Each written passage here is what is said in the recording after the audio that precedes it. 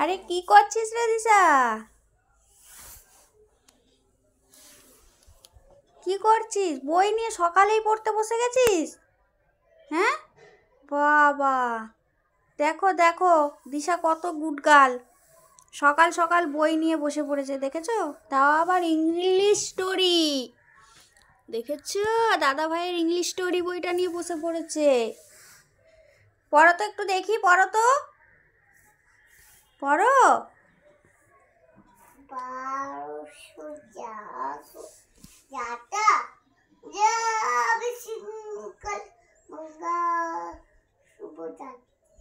বাবা বাবা বা, কি সুন্দর! হাততালি দাও, সবাই হাততালি দেবে।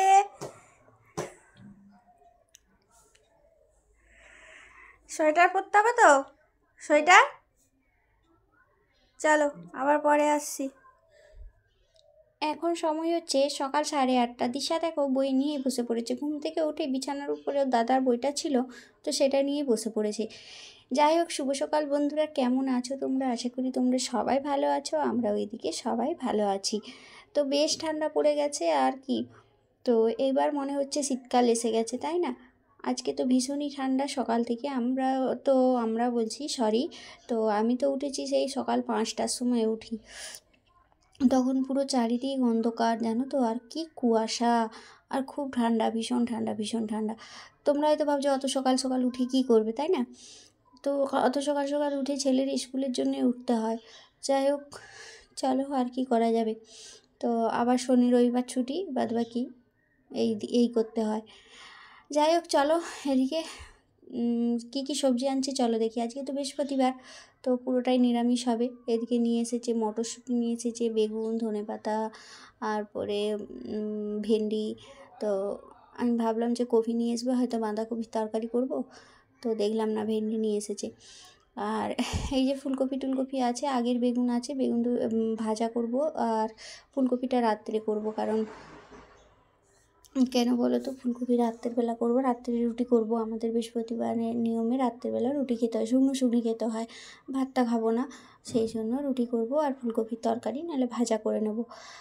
তো যাই হোক, মেয়েকে তো খাইটাই দিলাম, ও তো চলে যাচ্ছে উপরে। আর এদিকে আমি রান্না টান্না সব কমপ্লিটই করে নিলাম, কারণ ও উপরে থাকলে আমার অনেকটা মানে তাড়াতাড়ি হয়ে যায়, নাহলে ওর দিকে তাকাতে হয়, ও সারাক্ষণ পেছন পেছন ঘুরে, বাকি যে হোক দেখতে তো হয়, তাই না? দেখো, উপর থেকে ঘুরেও চলে আসলো, আবার উপরে গেল, আবার চলেও আসলো। কি খাবে? কলা? কলা খাবে?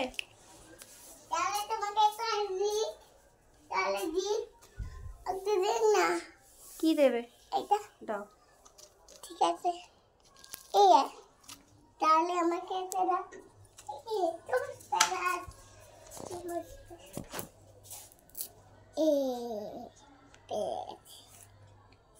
কাটতে বলছি, যা মাথা কাটতে।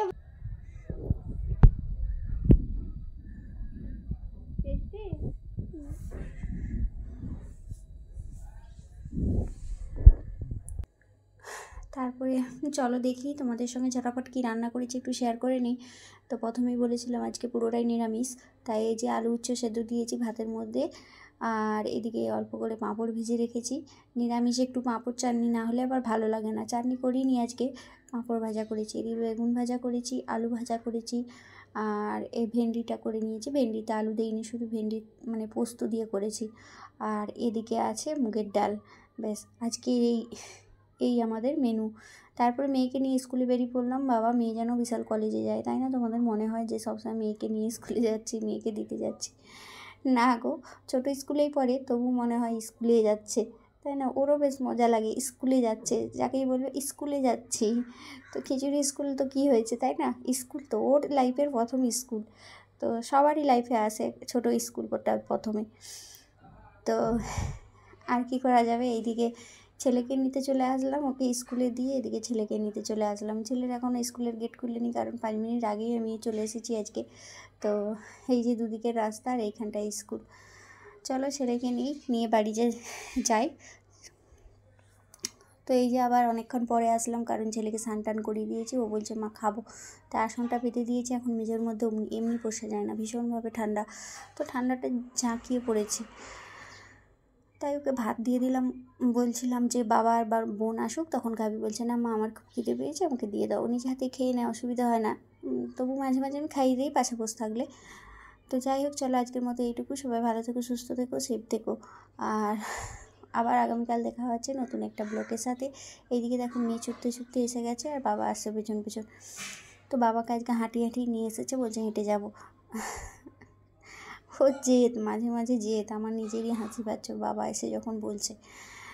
তো যাই হোক, এই যে বান্ধবীটা এসছে, ওর সঙ্গে খেলবে। বান্ধবী বলতে ওই বৌদিটা যাকে দেখে সে মেয়েটাকে নিয়ে এসেছে, তো ওর সঙ্গেই খেলা করে।